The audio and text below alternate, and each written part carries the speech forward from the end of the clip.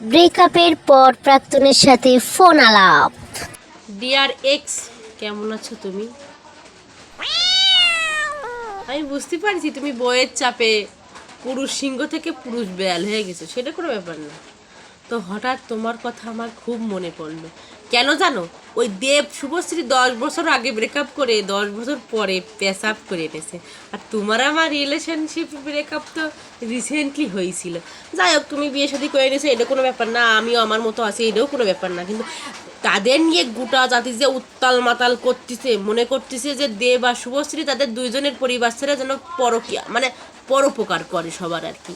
তো এই জন্যই আমার মনে হলো তোমার সাথে আমার একটু মানে পরোপকার করার চেষ্টা করি, একটু কথা বলি, যেন একটু মানে মনের ভিতরে ভালো লাগুক।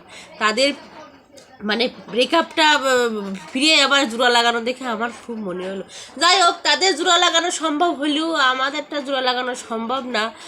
তো আমি মানে ভাবছিলাম যে তোমার সাথে একটু কথাটা কন্টিনিউ, মানে বউ যখন ঘুমায় যাবে তখন তুমি একটু আমার ফোন দিতে পারবা তো? কই শুনছো? এদিকে আসলে না। তোমার ফোন দেওয়ার দরকার নেই, তুমি বউ সামলাও, বউ সামলাও, আগে বউ সামলাও, রাখো রাখো রাখো রাখো।